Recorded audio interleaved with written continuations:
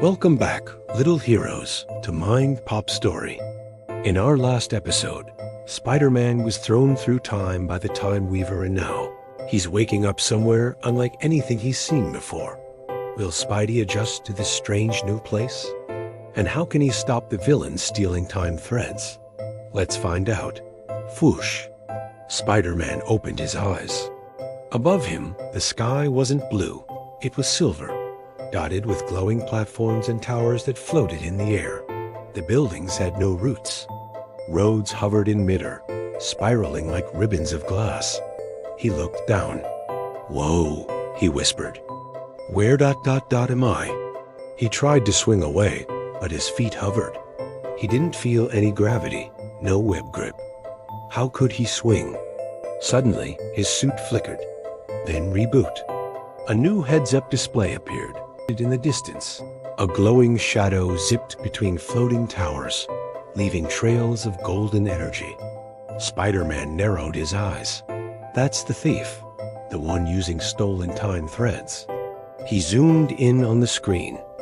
Wait, there was more. Another blip. A friendly face. Aunt May? But how? And why was she here? Well, if he wanted answers, he had to catch up to her and that time-stealing crook. He spotted a floating hover glider nearby. Red, spider-shaped, and cinched to his suit. Guess it's time for a sky chase, he grinned, jumping on. Whoosh! The engine purred like a powerful cat as Spider-Man raced through the clouds. Skyscrapers rushed by, each more dazzling than the last. Some were shaped like shooting stars. Others looked like musical notes. Then suddenly, the sleekest tower in the city loomed ahead. It shimmered like 1,000 rainbows. "So this must be where Aunt May is being held," he said, hanging upside down from the glider as he approached a window. Sure enough, there she was, along with the mysterious villain. "Stop right there, Mr. Negative," Spider-Man shouted. But the baddie just laughed. "You're too late, Spider. This world's time is almost drained. Soon I can take all the time I need." With that, he disappeared into the shadows.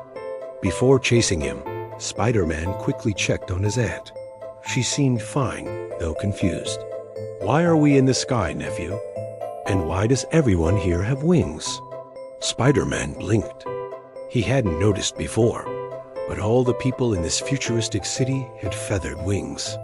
They fluttered around him as he chased Mr. Negative through the streets. "It looks like this city is stuck halfway between its past and future," he said, thinking out loud. "Mr. Negative must be draining their time so he can use time travel himself. But why?" Suddenly, an idea hit him. If this city's time was being drained, then its people would age faster. Mr. Negative might be after the secret to eternal life. With that thought, Spider-Man zipped into a narrow alleyway. His spider sense tingled. There was someone inside. Someone small. A child.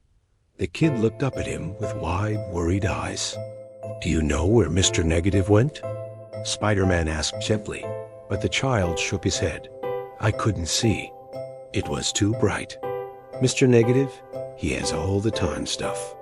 He hurt the time babies. He said they wouldn't be needed soon."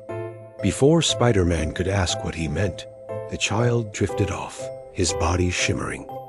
"Wait, don't leave me," he whispered, fading away into a trail of stardust. "What?" Spider-Man felt a chill. Was that what Mr. Negative meant? Was he stealing time from the children? Not only from the city, but from its people? Determined to stop him, Spider-Man shot up towards the highest tower in the city. He zoomed past rainbow fountains and gardens, racing against the clock. Up here, the air shimmered. Spider-Man gasped. Hovering inside a dome was a vast network of glowing tubes filled with a silvery liquid. He recognized it instantly. It was time essence. And this must be the source of the city's power. Mr. Negative stood before it, siphoning the threads into a vial. "You're too late again, Spider," he sneered. "Soon I'll have enough time to outlast eternity." But Spider-Man wasn't alone. Behind him, Aunt May emerged, looking determined. "Don't worry, nephew," she said, smiling. "We may not have much time, but we have what matters most, family." She stepped forward, but Mr. Negative waved his hand, sending a bolt of dark energy towards her. "You want to play hero, Spider? Fine, but you won't save her." He lunged, grabbing Aunt May and flinging her into the time essence. "Now you'll join the others in the time stream. You can thank me for ending your life in peace." As he approached the edge of the dome, Spider-Man knew he had only seconds to make a decision. He could rescue Aunt May or save the city. But could he do both? Thinking fast, he fired a web at Mr. Negative. The baddie yelped, slipping and falling into the time essence. Through swirling colors and dizzying motions, Spider-Man chased Mr. Negative. They tumbled through a kaleidoscope of sights and sounds. Finally, he grabbed the villain's leg. "You may have stolen time, Mr. Negative," he said, "but you won't get away with it." Just then, a familiar voice echoed, "Time's up." Turning, Spider-Man saw the Time Weaver standing before them, her hands glowing with temporal energy. "You failed to return the time thread on time, Weaver," she said, her tone grave. "Your meddling has disrupted the natural order of things." "I'm sorry," Spider-Man called out. "I tried, but Mr. Negative, he took Aunt May." At that, the Time Weaver's expression softened. "Ah, yes, I sensed a disturbance in the timeline. 2 lives at risk. Interesting." She gestured with a flick of her wrist. "I grant you a choice. One chance to set things right, but the decision is yours. Save the city or save your relative." For a moment, Spider-Man felt the weight of the world on his shoulders.